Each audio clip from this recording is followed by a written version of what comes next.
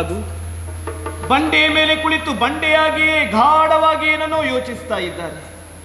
ಅವರನ್ನೇ ಕಾಣಬೇಕು, ಅವರಲ್ಲಿ ಮಾತನಾಡಬೇಕು. ಅವರಿದ್ದಲ್ಲಿಯೇ ಸರಿ.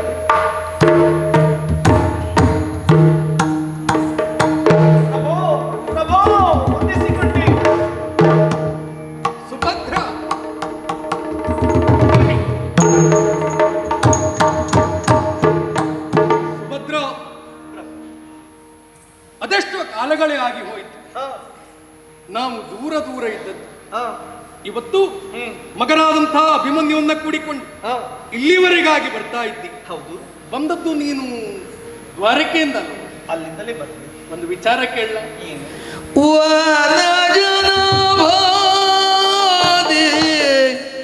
ಯಾದವರ ಜನಭಾದಿ ಯಾದವರ ಸುಕ್ಷೇಮಗಳ ತಾ ಕೇಳಿಯ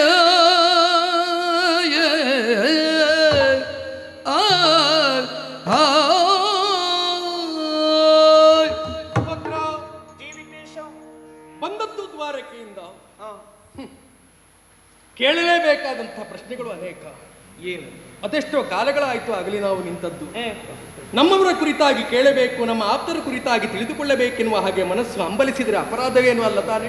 ನಮ್ಮವರು ಎನ್ನುವ ಭಾವನೆ ಅಲ್ವಾ? ಯಾದವ ಸಮೂಹವನ್ನ ಆಳುತ್ತಾ ಪೀಠವನ್ನ ಏರಿ ತನ್ನ ಯೋಗ್ಯತೆಯಿಂದಲೇ ತಾನೇನೆನ್ನುವುದನ್ನು ಪ್ರಪಂಚಮುಖಕ್ಕೆ ಪ್ರತಿಷ್ಠಾಪಿಸಿರುವಂತಹ ಹಿರಿಯ ಭಾವನಾದಂತಹ ಬಲಭದ್ರ ದೇವ ಸಂತೋಷದಲ್ಲಿದ್ದಾನ, ಭದ್ರವಾಗಿದ್ದಾನೆ. ನಮ್ಮ ಭಾವನು ದೇವನೂ ಆಗಿ ಎಲ್ಲಿಯೂ ಅಧರ್ಮದವನ್ನ ತುಳಿಯಬಾರದೆನ್ನುವ ಸಲುವಾಗಿ ದಿನನಿತ್ಯವೂ ನಮ್ಮನ್ನು ನಿರ್ದೇಶಿಸುತ್ತಾ ನಮ್ಮ ಉತ್ಕರ್ಷವನ್ನು ಕಂಡು ಸಂತೋಷ ಪಡುವಂಥ ಪ್ರಪಂಚದ ದೇವ ಎನಿಸಿಕೊಂಡಿರುವಂಥ ನನ್ನ ಭಾವ ಕೃಷ್ಣ ಪರಮಾತ್ಮ ಸುಖಿಯಾಗಿದ್ದಾನ. ಇದ್ದಾನೆ. ಯಾದವ ಸಮೂಹ ಎಲ್ಲವೂ ಸಂತೋಷಭರಿತದಿಂದಿದ್ದಾರ. ಎಲ್ಲರೂ ಕ್ಷೇಮಿಗಳು. ಕೇವಲ ಅಷ್ಟು ಮಾತ್ರ ಅಲ್ಲ ಸುಭದ್ರ, ಮತ್ತೆ ಕೇಳಲೇಬೇಕಾದ ಪ್ರಶ್ನೆಯನ್ನು ಗೊತ್ತಾ? ಏನದು? ತನುಜ ಸಗನಿ ಬಂದಲೇಸಿನ ತನುಜ ಸಗ ನೀ ಬಂದಲೇಸಿನ ಅನುವಿದೇನೋ ಆ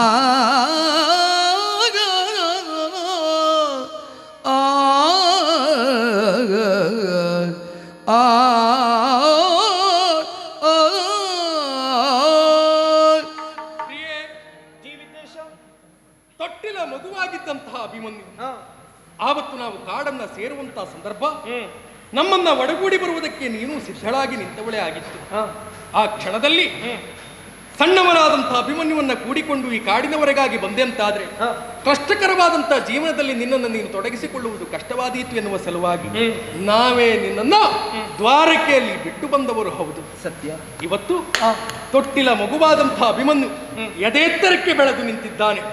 ನೋಡುವಾಗ ಮನಸ್ಸು ತುಂಬುತ್ತದೆ.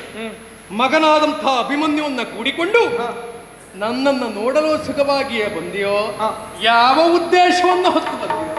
ಅನುವಿದೇನೆ ಗಯನ ಕಾಣುತ್ತ ಮನದಿ ಮರುಗುತ್ತ ಗಯನ ಕಾಣುತ್ತ ಮನದಿ ಮರುಗುತ್ತ ವೃತ್ತಾಂತಗಳ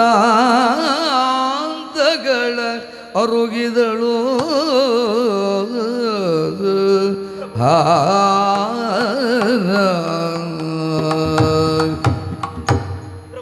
ಪ್ರಿಯೇ, ನಿಮ್ಮಲ್ಲಿ ಮಾತನಾಡುವುದಕ್ಕಾಗಿ ನಾನು ಇಲ್ಲಿಗೆ ಬಂದೆ. ಹೌದಾ? ಆದರೆ ಗಮನಿಸ್ತಾ ಇದ್ದೇನೆ, ಏನು? ನಿಮ್ಮಲ್ಲಿ ಮಾತನಾಡುತ್ತಿರುವಾಗ ಆ ಕಡೆಯಲ್ಲಿ ಒಬ್ಬ ವ್ಯಕ್ತಿ ಕಾಣಸಿಗುತ್ತಾನೆ, ಮತ್ತೊಮ್ಮೆ ಅಡಗಿ ಕೊಡ್ತಾನೆ. ಹಾಗಂತ ಈ ಕಾಮ್ಯಕಾವನದಲ್ಲಿರುವ ಪ್ರತಿಯೊಬ್ಬರ ಪರಿಚಯವೂ ನನಗಿದೆ. ಯಾರಂತ ಹೊಸ ಮುಖ, ಎಲ್ಲಿಯವ? ಇಲ್ಲಿದ್ದವರ ಎಲ್ಲವರ ಪರಿಚಯವೂ ನಿನಗಿದೆ. ಅವೊಬ್ಬ ಅಪರಿಚಿತ ಎನ್ನುವುದು ಆಯಿತು. ನೀನು ಅಂತಲ್ಲ, ನಾವಿಲ್ಲಿದ್ದವರನ್ನ ಬಿಟ್ಟು ಮತ್ತೊಬ್ಬ ವ್ಯಕ್ತಿ ಇಲ್ಲಿಗೆ ಬಂದ ಅಂತ ಸಹ ಅವರನ್ನು ನೋಡಿದಾಗ ಅವ ಮಾಡುವುದು ಹಾಗೆ ಹೆದರಿಕೊಳ್ತಾನೆ, ಅಡಗಿ ಕೊಡ್ತಾನೆ. ಯಾಕೆ? ಹೌದು, ಅವ ಇಲ್ಲಿಯವ ಅಲ್ಲ, ಮತ್ತೆ ಬಹಳ ಮೇಲಿನವ. ಮೇಲಿನವನ? ಮೇಲಿದ್ದವ ಕೆಳಗೆ ಬಂದದ್ದು ಯಾಕೆ? ಸುಭದ್ರ, ಆ, ಕೆಲವು ಪ್ರಸಂಗವೇ ಹಾಗೆ. ಏನು? ಕೆಲವು ಪ್ರಸಂಗದಲ್ಲಿ ಕೆಳಗಿದ್ದವರು ಬಹಳ ಮೇಲೆ ಹೋಗ್ತಾರೆ, ಇನ್ನು ಕೆಲವು ಪ್ರಸಂಗದಲ್ಲಿ ಮೇಲಿದ್ದವರು ಬಹಳ ಕೆಳಗೆ ಬಂದು ಬಿಡ್ತಾರೆ. ಹಾಗಾದ್ರೆ ಈ ಪ್ರಸಂಗ ಅವನಿಗೆ ಅನುಕೂಲ ಇಲ್ವೋ ಏನು? ಅನುಕೂಲ ಉಂಟು ಇಲ್ಲ ಎನ್ನುವ ಪ್ರಶ್ನೆಗಿಂತಲೂ ಮೇಲಿದ್ದವ ಕೆಳಗೆ ಬಂದದ್ದು ಮಾತ್ರ ಸುಳ್ಳಲ್ಲ. ಯಾರಾತ? ಅಲಕಾವತಿ ಕೇಳಿದ್ದೀಯ? ಕೇಳಿದ್ದೇನೆ. ಅಲ್ಲಿ ಕುಬೇರ ಕೇಳಿದ್ದೀಯ? ಕೇಳಿದ್ದೇನೆ. ಕುಬೇರ ಪುತ್ರ ಗಯಗಂಧರ್ವ ಅಂತ ಹೇಳಿದ್ರೆ ಇವನೇ. ಗಯಗಂಧರ್ವ ಅಂತ ಹೇಳಿದ್ರೆ ಇವನೇ. ನಾನು ಇಲ್ಲಿಗೆ ಬರುವುದಕ್ಕೆ ಕಾರಣವೂ ಅವನೇ ಆಗಿದ್ದಾನೆ ಪ್ರಭು. ಇವನ ಆಲಿಸಬೇಕು. ನಾಳೆ ವೈರಿಯ ಕೊಲ್ಲದುಳಿದರೆ ನಾಳೆ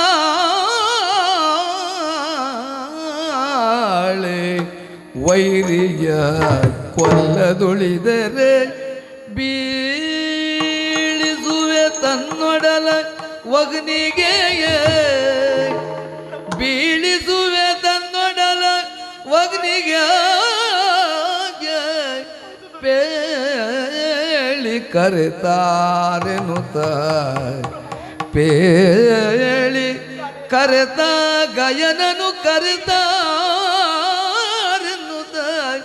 ಮುರಾಂತಕನು ಕಳುಗಿದನು, ಪೇಳಿ ಕರೆತಾರೆನುತ ಮುರಾಂತಕನು ಕಳುಗಿದನು.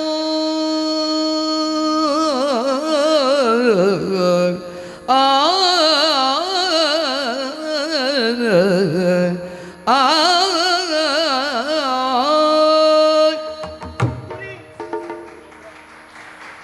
ಗಯಗಂಧರ್ವ ಅಂತ ಹೇಳಿದ್ರೆ ಇವನೇ.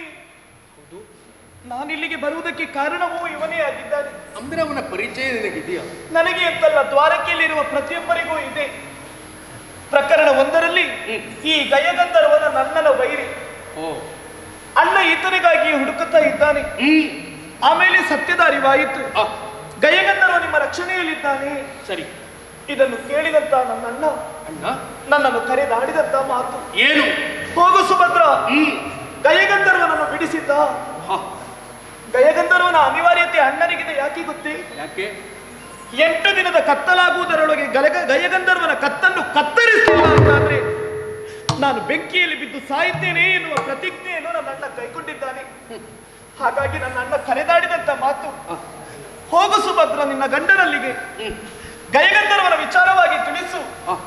ಹೇಳಿ ಕೇಳಿ ಗಯಗಂಧರ್ವನನ್ನು ಬಿಡಿಸಿದ್ದ ಅಂತ ನನ್ನ ಅಣ್ಣ ಮುರಾಂತಕ ಕಳುಹಿಸಿದ್ದಾನೆ ಪ್ರಭು. ಅದಕ್ಕಾಗಿ ನಾನು ಬಂದಿದ್ದೇನೆ. ಅಂದ್ರೆ ಅಣ್ಣನ ಹೇಳಿಕೆಯ ಮೇರೆಗೆ ನೀನು ಇಲ್ಲಿಗೆ ಬಂದವಳು? ಹೌದು. ಗಯಗಂಧರ್ವನನ್ನ ಬಿಟ್ಟು ಕೊಡಬೇಕೆನ್ನುವ ಸಲುವಾಗಿ ಕೇಳುವುದಕ್ಕಾಗಿ ಬಂದವಳು. ಸುಭದ್ರ, ಆದ್ರೆ ಇಲ್ಲೊಂದು ಪ್ರಶ್ನೆ ಹುಟ್ಟಿಕೊಳ್ತದೆ. ಅಣ್ಣ ನಿನ್ನನ್ನು ಇಲ್ಲಿಗೆ ಕಳುಹಿಕೊಟ್ಟ ಕರೆತ ಎನ್ನುವ ಹಾಗೆ, ಒಂದು ವೇಳೆ ಬಿಟ್ಟು ಕೊಟ್ರೆ ಏನಂತೆ, ಬಿಡದೆ ಇದ್ರೆ ಏನಂತ ಅಂತ ಹೇಳಿದ್ದಾನೆ. ಏನು? ಗಯನ ನೊಪ್ಪಿದೆ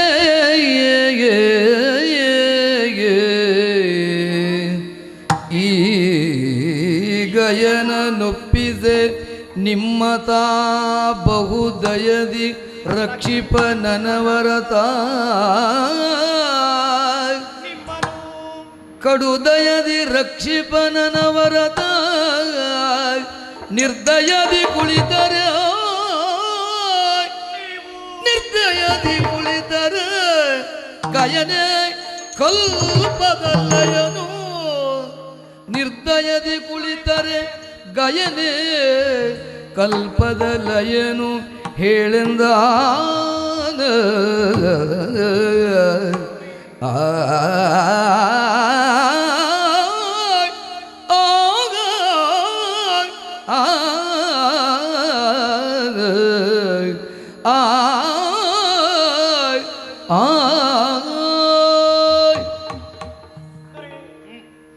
ಗಯಗಂಧರ್ವನನ್ನು ಬಿಟ್ಟರೇನು ಬಿಡದಿದ್ದರೇನು ಎನ್ನುವ ನಿರ್ಣಯವನ್ನು ಅಣ್ಣನಲ್ಲಿ ಹೇಳಿಕೊಳ್ಳಿದ್ದಾನೆ. ಸರಿ, ಈ ವಿಚಾರವನ್ನು ತಿಳಿದಾಕ್ಷಣ ನೀವು ಗಯಗಂಧರ್ವನನ್ನು ಬಿಟ್ಟಿರಿ ಅಂತಾದ್ರೆ ಇಲ್ಲಿಯವರೆಗೆ ಅಣ್ಣ ಹೇಗೆ ನಿಮ್ಮನ್ನು ಪ್ರೀತಿ ವಾತ್ಸಲ್ಯದಿಂದ ಕಾಣುತ್ತಾ ಇದ್ದನೋ, ರಕ್ಷಿಸ್ತಾ ಇದ್ದನೋ, ಆ ಕರುಣೆ ಅನವರತ ಮುಂದೆ ಸಾಗುತ್ತದಂತೆ.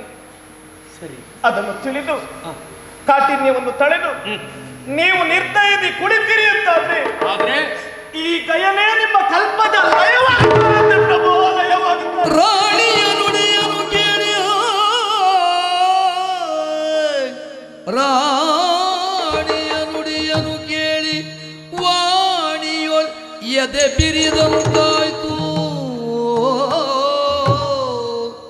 ವಾಣಿಯೊಳ್ ಎದೆ ಬೆರಿದಂತಾಯ್ತು ಆಣೆಯ ಕೊಟ್ಟು ಅಳುವುದಾಯ್ತು ಆಣೆಯ ಕೊಟ್ಟಳುವುದಾಯ್ತೆನ್ನುತ್ತ ಶೋಣಿಪನತಿ ದುಗುಡದೊಳಿದ್ದ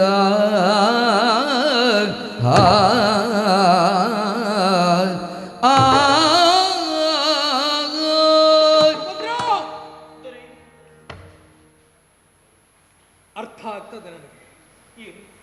ಹೇಳುವಾಗಲೇ ನೀನು ಆಡುವಂತಹ ಮಾತು ಅಂತದ್ದೇ ಅಲ್ವ? ಅಣ್ಣ ಮುರಾಂತಕ ಕಳುಹಿಕೊತ್ತ. ಹೌದು. ಕೇವಲ ಕೊಲ್ಲುವುದಕ್ಕಾಗಿ ಮಾತ್ರ ಇರುವವನ ಶ್ರೀಹರಿ, ಎಲ್ಲವರನ್ನ ಉದ್ಧರಿಸುವುದಕ್ಕಾಗಿ ಇರುವವ ಅವನೇ ಅಲ್ವ? ಹೌದು. ಸುಭದ್ರ, ದೊರೆ, ದ್ವಾರಕೆಯಲ್ಲಿ ಅಣ್ಣ ಪ್ರತಿಜ್ಞಾಬದ್ಧನಾಗಿ ನಿಂತಿದ್ದಾನೆ. 8 ದಿವಸದೊಳಗಾಗಿ ಅವನ ಕಂಠವನ್ನ ಕತ್ತರಿಸದೆ ಹೋದ ಅಂತಾದ್ರೆ ತನ್ನ ತನುವನ್ನ ಅಗ್ನಿಗೆ ಅರ್ಪಿಸ್ತೇನೆ ಎನ್ನುವ ಪ್ರತಿಜ್ಞೆ. ಆ ಕಡೆಯಲ್ಲಿ ಅವನ ಪ್ರತಿಜ್ಞೆಯನ್ನು ಈಡೇರಿಸಿಕೊಳ್ಳುವಲ್ಲಿ ಮನವನ್ನ ಮಾಡ್ತಾನೆ ಅಂತಾದ್ರೆ ಈ ಕಡೆಯಲ್ಲಿ ನಾನು ಸುಮ್ಮನೆ ಕುಳಿತಿದ್ದೇನೆ ಅಂತ ಭಾವಿಸಿಕೊಂಡೆ. ಅಂದ್ರೆ ಸುಭದ್ರ, ಗಯಗಂಧರ್ವ ಆತನ ವೈರಿ ಎನ್ನುವ ಹಾಗೆ ನಾನು ತಿಳಿದವನಲ್ವಾಗಿದ್ದೆ. ಮತ್ತೆ ಓಡೋಡಿ ಬಂದ, ಆರ್ತನಾಗಿ ತನ್ನ ಅಳಲನ್ನು ತೋಡಿಕೊಂಡ. ಕ್ಷತ್ರಿಯ ವೀರನಿಗೆ ಉಚಿತವಾದಂಥ ಕಾರ್ಯವನ್ನ ಮಾಡುವುದಕ್ಕೆ ನಾನು ಮನ ಮಾಡಿದ್ದು ಸುಳ್ಳಲ್ಲ. ಅಣ್ಣ ಧರ್ಮರಾಯನ ಪಾದದಾಣಿಯಾಗಿ ನಿನ್ನನ್ನು ರಕ್ಷಿಸ್ತೇನೆ ಎನ್ನುವಂತ ಭರವಸೆಯ ಮಾತನ್ನು ಕೊಟ್ಟೆ. ಆಮೇಲೆ ವಿಚಾರವನ್ನು ತಿಳಿದೆ ನಾನು. ಇವ ನನ್ನ ಭಾವನ ವೈರಿ ಎನ್ನುವುದು ಅರ್ಥ ಆಯಿತು. ಮಾತನ್ನ ಕೊಟ್ಟಾಗಿದೆ ಸುಭದ್ರ, ಈಡೇರಿಸಿಕೊಳ್ಳುವುದು ಅನಿವಾರ್ಯವಾಗಿದೆ ನನ್ನ ಪಾಲಿಗೆ. ಆಲೋಚನೆ ಮಾಡು.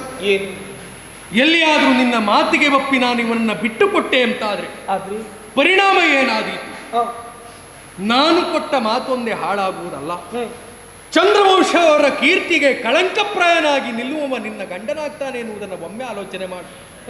ಹಾಗಂತ ಈ ವಿಚಾರವನ್ನ ಕೇವಲ ನನ್ನಲ್ಲಿಯೇ ನಾನು ತರ್ಕಿಸಿಕೊಂಡೆ ಅಂತ ಭಾವಿಸುವುದು ಬೇಡ. ಮತ್ತೆ ಇಲ್ಲಿದ್ದ ಪ್ರತಿಯೊಬ್ಬ ಹಿರಿಯರಲ್ಲಿಯೂ ನಾನು ಪ್ರಶ್ನಿಸಿದವನೇ. ನಾನು ಮಾಡಿದಂತ ಕಾರ್ಯ ಸರಿಯೋ ತಪ್ಪೋ, ಇದು ತ್ಯಾಜ್ಯವೋ ಗ್ರಾಹ್ಯವೋ ಎನ್ನುವ ಹಾಗೆ ನೀವೇ ಹೇಳಿ ಎನ್ನುವ ಹಾಗೆ ಪ್ರಶ್ನೆಯನ್ನು ಮುಂದಿಟ್ಟಾಗ ಉತ್ತರಿಸಿದ್ರೆ ಪ್ರತಿಯೊಬ್ಬರು ಒಂದೊಂದು ರೀತಿಯಾದಂಥ ಉತ್ತರವನ್ನು ಕೊಟ್ಟರು. ಕೊನೆಯಲ್ಲಿ ಸಿಕ್ಕ ಉತ್ತರ ಏನು ಗೊತ್ತಾ? ಯಾವುದದು? ಗಯಗಂಧರ್ವನನ್ನ ರಕ್ಷಣೆ ಮಾಡಬೇಕಾದದ್ದೇ ಕರ್ತವ್ಯ ಎನ್ನುವ ಹಾಗೆ ಪ್ರತಿಯೊಬ್ಬರು ಆಡಿದರು. ಇವರೆಲ್ಲವರ ಮಾತಿಗೆ ಮಾನ್ಯತೆಯನ್ನು ಕೊಟ್ಟು ಮನ್ನಣೆಯ ಮಣೆಯನ್ನ ನೀಡಿ ಗಯಗಂಧರ್ವನನ್ನ ರಕ್ಷಿಸುವಲ್ಲಿ ಮನ ಮಾಡಿದ್ದು ತಪ್ಪು. ದೊರೆ, ಯಾವುದೇ ಒಂದು ನ್ಯಾಯವನ್ನು ತೀರ್ಮಾನ ಮಾಡುವಾಗ, ನಿರ್ಣಯವನ್ನು ಕೈಗೊಳ್ಳುವಾಗ ಸತ್ಯ ಅಸತ್ಯತೆಗಳನ್ನು ನಾವು ವಿಮರ್ಶಿಸಬೇಕಾಗುತ್ತದೆ. ಸರಿ, ಗಯಗಂಧರ್ವನ ಕುರಿತಾಗಿ ರಕ್ಷಣೆಯನ್ನಿಡುವಾಗ ಇಲ್ಲಿರುವವರೆಲ್ಲರೂ ಪಾರ್ಥ ನೀನು ಮಾಡಿದ್ದು ಸರಿ ಸರಿ, ಧರ್ಮ ಮಾರ್ಗದಲ್ಲಿ ನಡೆಯುತ್ತಾ ಇದ್ದೀಯಾ ಅಂತ ಆಡಿದ್ರೆ ಅದನ್ನು ಸರಿ ಅಂತ ನೀವು ಒಪ್ಪಿಕೊಳ್ಳಬೇಕು ಅಂತಿಲ್ಲ. ಅಂದ್ರೆ ಎಲ್ಲಿಯಾದ್ರೂ ನೀವು ಒಪ್ಪಿಕೊಂಡು ರಕ್ಷಣೆಯನ್ನಿಟ್ಟರೆ ಮುಂದೆ ನಿಮ್ಮ ಸ್ಥಿತಿ ಏನಾಗುತ್ತದೆ ಎನ್ನುವ ಕುರಿತಾಗಿ ಯೋಚನೆ ಮಾಡಬೇಕು. ಇಲ್ಲಿರುವವರೆಲ್ಲರೂ ನಿಮ್ಮ ಪ್ರಭಾವಲಯಕ್ಕೆ ಒಳಗಾದವರು, ನೀವು ಮಾಡುವ ಕಾರ್ಯವನ್ನೇ ಸರಿ ಅಂತ ಒಪ್ಪಿಕೊಳ್ಳುವವರು. ಹಾಗಾಗಿ ನೀವು ಕೆಡುಕಿನ ಕುರಿತಾಗಿ, ಮುಂದಾಗುವ ಪರಿಣಾಮದ ಕುರಿತಾಗಿ ಯೋಚಿಸಲೇ ಇಲ್ಲ. ಏನೇ ಆಗ್ಲಿ ಅವರು ಒಪ್ಪಿದ್ದಾರೆ ಎನ್ನುವುದಕ್ಕಿಂತ ನಮ್ಮ ಸ್ಥಿತಿಗತಿಗಳ ಕುರಿತಾಗಿ ನೀವು ಯೋಚನೆ ಮಾಡಬೇಕು. ಏನಾಗಿದೆ? ತುಂಟ ಗಯನ ನೆವದ್ಯು ಕೆಟ್ಟ ಜೂಜ ಆಡಿ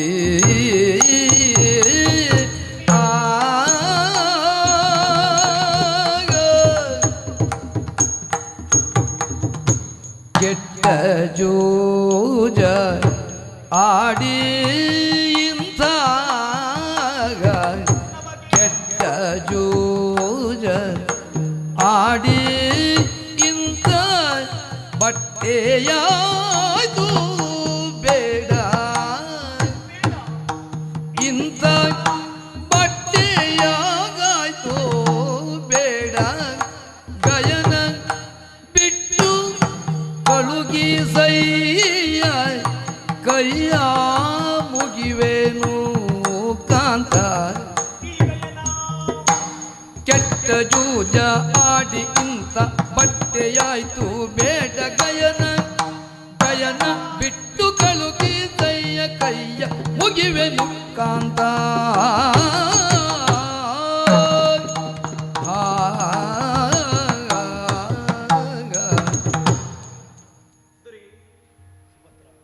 ರಕ್ಷಣೆಯನ್ನು ನೀಡುವ ಮೊದಲು ನಾವು ನಮ್ಮ ಸ್ಥಿತಿಗತಿಗಳ ಕುರಿತಾಗಿ ಯೋಚನೆ ಮಾಡಬೇಕು. ಸರಿ. ಅರಮನೆಯ ಸುಪ್ಪತ್ತಿಗೆಯಲ್ಲಿ ಪವಡಿಸಬೇಕಾದಂತ ನಾವು ಇಂದು ಎಲೆಮನೆಯಲ್ಲಿದ್ದೇವೆ, ಬದುಕುತ್ತಾ ಇದ್ದೇವೆ, ವನವಾಸವನ್ನು ಕೈಗೊಂಡಿದ್ದೇವೆ. ಅದಕ್ಕೆ ಕಾರಣ ಯಾವುದು ಹೇಳಿ? ಕೆಟ್ಟ ಜೂಜು. ಜೂಜನ್ನು ಅರಸನಾದವ ಆಡಬಾರದು ಅಂತ ಆಡುತ್ತಾರೆ. ದ್ಯೂತಕ್ಕೆ ದುರಕ್ಕೆ ಕರೆದಾಗ ಬಾರದಿರುವವನು ಕ್ಷಾತ್ರಿಯನಲ್ಲ ಅಂತ ಕೆಲವರು ಆಡುವವರಿದ್ದಾರೆ. ಸಪ್ತ ವ್ಯಸನಗಳಲ್ಲಿ ಒಂದಾದದ್ದು ಜೂಜು. ಜೂಜು ಅಂತ ಹೇಳಿದ್ರೆ ಅದು ಅದೃಷ್ಟ. ಆ ಅದೃಷ್ಟವೇ ನಮ್ಮ ಪಾಲಿಗೆ ಕೆಟ್ಟು ಹೋಯಿತು. ಇಂಥ ಬಟ್ಟೆಯಾಯಿತು ಅಂದ್ರೆ ಈ ಸ್ಥಿತಿ ನಮ್ಮ ಪಾಲಿಗೆ ಸನ್ನಿಹಿತವಾಯಿತು. ಸರಿ. ಈ ವನವಾಸದಲ್ಲಿ ನಾವಿದ್ದರೂ ಕೂಡ ನಿಶ್ಚಿಂತೆಯಿಂದ ನೀವು ಬದುಕುತ್ತಾ ಇದ್ದೀರಿ ಅಂತಾದ್ರೆ ಅದಕ್ಕೆ ಕಾರಣ ಯಾರು? ನನ್ನ ಅಣ್ಣನ ಅನುಗ್ರಹ ತಾನೆ, ಕರುಣೆ ತಾನೆ. ಈ ಹೊತ್ತಿಗೆ ಗಯನನ್ನು ಇಟ್ಟುಕೊಂಡಿರಿ ಅಂತಾದ್ರೆ ಅಣ್ಣನ ಅನುಗ್ರಹವೂ ನಿಮ್ಮ ಪಾಲಿಗೆ ಇಲ್ಲದಾಗುತ್ತದೆ. ಗಯ ಗಂಧರ್ವನ ಕಾರಣದಿಂದ ನಿಮ್ಮಿಬ್ಬರಲ್ಲಿ ವೈರ ಹುಟ್ಟಿಕೊಳ್ಳುತ್ತದೆ. ಹಾಗಾಗಿ ಕರ ಮುಗಿದು ಬೇಡುತ್ತಾ ಇದ್ದೇನೆ, ಈ ಗಯ ಗಂಧರ್ವನನ್ನು ಬಿಟ್ಟು ಬಿಡಿ. ಬಿಟ್ಟು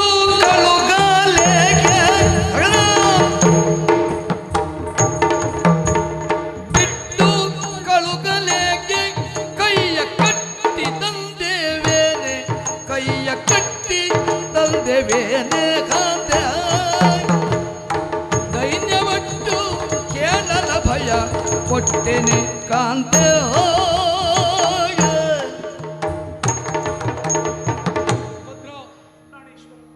ನಮ್ಮ ಜೀವನ ಎನ್ನುವುದು ಇಂಥ ಬಟ್ಟೆ ಆಗಿದೆ ಎನ್ನುವ ಹಾಗೆ ಒತ್ತಿ ಒತ್ತಿ ಹೇಳ್ತಾ ಇದ್ದೆ. ಇಂಥ ಸ್ಥಿತಿಯಲ್ಲೂ ಅವನಿಗೆ ರಕ್ಷಣೆ ಕೊಟ್ಟರೆ ಮುಂದೆ ಬದುಕೋದು ಕಷ್ಟ ಅಂತ. ಬಿಟ್ಟು ಕಳುಹಲೇಕೆ? ಬಿಟ್ಟು ಬಿಡಿ. ನಾವೇ ಒತ್ತಾಯಪೂರ್ವಕವಾಗಿ ಆ ಕಡೆಯಲ್ಲಿ ನಿನ್ನ ಮೇಲೆ ಇಂಥದ್ದೊಂದು ಆಕ್ರಮಣ ಎನ್ನುವುದು ಆಗ್ತದೆ ಎನ್ನುವ ಸಲುವಾಗಿ ನಿನಗೆ ನಾನು ರಕ್ಷಣೆ ಕೊಡ್ತೇನೆ ಎನ್ನುವ ಹಾಗೆ ಭರವಸೆಯನ್ನು ಕೊಟ್ಟು ನಾನು ಕರೆತಂದೇ ಹೌದು ಅಂತಾದ್ರೆ ನೀನು ಕೇಳಿದ ಮರುಗಳಿಗೆಯಲ್ಲಿ ಒಂದೂ ಮಾತಾಡದೆ ಕಳುಹಿ ಕೊಡ್ತಾ ಇದ್ದೆ. ಆದ್ರೆ ಅವನ ರಟ್ಟೆ ಕಟ್ಟು ತಂದವ ನಾನಲ್ಲ. ಅವನೇ ಇಲ್ಲಿವರೆಗಾಗಿ ಬಂದು ದೇಹಿ ಎನ್ನುವ ಹಾಗೆ ಕೇಳಿಕೊಂಡವನಿದ್ದಾನೆ. ಅಂತವನಿಗೂ ರಕ್ಷಣೆಯನ್ನ ಕೊಡಲಿಲ್ಲ ಅಂತಾದ್ರೆ ಕ್ಷಾತ್ರಿಯ ಕುಲದಲ್ಲಿ ಹುಟ್ಟಿರುವಂತಹ ಪಾರ್ಥನಾಗಿದ್ದು ಏನು ಫಲ ಎನ್ನುವುದು ಪ್ರಶ್ನೆ ಆಗ್ತದೆ. ಸುಭದ್ರ, ಮಾಡುವಂತ ಕಾರ್ಯ ಹೇಗಿರಬೇಕು ಗೊತ್ತಾ? ಏನು? 4 ಜನ ಒಪ್ಪುವ ಹಾಗಿರಬೇಕು. ಯಾರಿಗೋ ಒಬ್ಬರಿಗೆ ಸಮಾಧಾನವನ್ನು ಕೊಡಲು ಸುಖವಾಗಿ ಸತ್ಯವನ್ನ ಮುಚ್ಚಿಟ್ಟು ಸುಳ್ಳಿನ ದಾರಿಯಲ್ಲಿ ನಡೆಯುವುದು ಮಾನವೀಯತೆ ಅಲ್ಲ. ಅಂತವನಿಗೆ ರಕ್ಷಣೆ ಕೊಡುವಲ್ಲಿ ನಾನು ಮನ ಮಾಡಿದ್ದೇನೆ ಅಂತಾದ್ರೆ ಇದು ಪ್ರಪಂಚಕ್ಕೆ ಒಂದು ಆದರ್ಶವಾಗುವುದರ ಒಟ್ಟಿಗೆ ಮಾತನ್ನು ಉಳಿಸಿಕೊಳ್ಳುವಲ್ಲಿ ನಾನು ಪ್ರಯತ್ನಶೀಲನಾಗಿದ್ದೇನೆ ಎನ್ನುವುದೇ ಸಿದ್ಧ. ಇದನ್ನು ಒಪ್ಪುವಲ್ಲಿ ಅವನನ್ನ ರಟ್ಟೆ ಕಟ್ಟಿ ತರಲಿಲ್ಲ, ಅವನಾಗೆ ಬಂದಿದ್ದಾನೆ, ಬಿಡುವ ಪ್ರಶ್ನೆ. ಅವೇನು ನಿರ್ಗತಿಕ ಅಂತ ಭಾವಿಸಿಕೊಂಡ್ರ? ಅವ ಬಂದು ಸೇರಿದ್ಯಾಕೆ? ನೆಂಟರ ಮಧ್ಯದೋಳಿಂತ ತುಂಟರು ಸೇರಿದರೆ, ನೆಂಟರ ಮಧ್ಯದೋಳಿಂತ ತುಂಟರು ಸೇರಿದರೆ, ಇಂಥ ತುಂಟರು ಸೇರಿದರೆ ಜಗಳ ಗಂಟು ಬೀಳುವುದು ಬಿಟ್ಟು ಕಳುಹು ಏಕಾಂತ. ಜಗಳ ಗಂಟು ಬೀಳುವುದು ಬಿಟ್ಟು ಕಳುಹು ಏಕಾಂತ. ಕಳುಹು ಕಾಂತ. ಗಯಗಂಧರ್ವ ಬಂದು ನಿಮ್ಮಲ್ಲಿ ರಕ್ಷಣೆಯನ್ನು ಯಾಚಿಸ್ತಾ ಇದ್ದಾನೆ. ಅವನೇನು ನಿರ್ಗತಿಕನೇ? ಅಲಕಾವತಿಯ ದೊರೆ ಕುಬೇರನ ಮಗನಿದ್ದಾನೆ ಗಯಗಂಧರ್ವ. ಸರಿ. ಸಂಪತ್ಭರಿತವಾದಂತ ನಾಡಲವೇ ಅಲಕಾವತಿ. ಯಾಕೆ ಬಂದು ನಿಮ್ಮಲ್ಲಿ ರಕ್ಷಣೆಯನ್ನು ಯಾಚಿಸಿದ ಅಂತ ನೀವು ಸೂಕ್ಷ್ಮವಾಗಿ ಯೋಚಿಸಬೇಕಿತ್ತು ದೊರೆ. ಅಂದ್ರೆ ಕೃಷ್ಣನಲ್ಲಿ ನಾನು ವೈರತ್ವವನ್ನು ಕಟ್ಟಿಕೊಂಡಿದ್ದೇನೆ, ಕೃಷ್ಣ ಶಪಥವನ್ನು ಕೈಗೊಂಡಿದ್ದಾನೆ. 8 ದಿನದೊಳಗೆ ನಾನು ಬದುಕಿಕೊಳ್ಳಿಲ್ಲ ಅಂತಂದ್ರೆ ನಾನು ಸಾಯ್ತೇನೆ ಎನ್ನುವ ಕಾರಣದಿಂದ ಹೆದರಿ ನಡುಗಿದವ ಆತ. ಹೆಚ್ಚೇನು ತಾನು ಬದುಕಬೇಕೆನ್ನುವ ಆಸೆಯಿಂದ ಅದೆಷ್ಟೋ ಜನರಲ್ಲಿ ಹೋಗಿ ಪ್ರಾಣ ಭಿಕ್ಷೆಯನ್ನು ಯಾಚಿಸಿದ. ಸರಿ. ಕೃಷ್ಣನ ವೈರಿಯುವ ಎನ್ನುವ ಕಾರಣಕ್ಕಾಗಿ ಅವನನ್ನು ತಿರಸ್ಕರಿಸಿದ್ರು, ರಕ್ಷಿಸೋದಕ್ಕಾಗುವುದಿಲ್ಲ ಅಂತ ಆಡಿದ್ರು. ಅದನ್ನರಿತಂತ ಆತ ನೇರವಾಗಿ ಕಾಮ್ಯಕವನಕ್ಕೆ ಬಂದ. ನಿಮ್ಮಲ್ಲಿ ರಕ್ಷಣೆಯನ್ನು ಯಾಚಿಸಿದ ಯಾಕೆ? ನಿಮ್ಮ ಭಾವನೆಟ್ಟರ ಬಾಂಧವ್ಯವನ್ನು ನಾನು ಹಾಳು ಮಾಡಬೇಕು ಎನ್ನುವ ಸ್ವಾರ್ಥ. ಹಂಡೆಯ ಹಾಲಿಗೆ ಒಂದು ಹುಂಡು ಹುಳಿ ಬಿತ್ತು ಅಂತಾದ್ರೆ ಆ ಹಾಲು ಹಾಳಾಗಿ ಹೋಗುತ್ತದೆ. ಹಾಲಿನಂತ ಸಂಸಾರವನ್ನು ಹಾಳು ಮಾಡುವುದಕ್ಕೆ ಬಂದಂತ ಹುಳಿಯ ಬಾಧೆಯಲ್ಲಿದ್ದವ ಆ ಗಯಗಂಧರ್ವ, ಅವನಿಂದಾಗಿ ನಿಮ್ಮ ಬಾಂಧವ್ಯ ಹಾಳಾಗುವುದು ಬೇಡ, ನಿಮ್ಮಲ್ಲಿ ಯುದ್ಧ ಸನ್ನಿಹಿತವಾಗುವುದು ಬೇಡ. ಅದಕ್ಕಾಗಿ ಕರಮುಗಿದು ಯಾಚಿಸ್ತಾ ಇದ್ದೇನೆ, ಗಯಗಂಧರ್ವನನ್ನು ಬಿಟ್ಟು ಬಿಡಿ. ಬಡವರು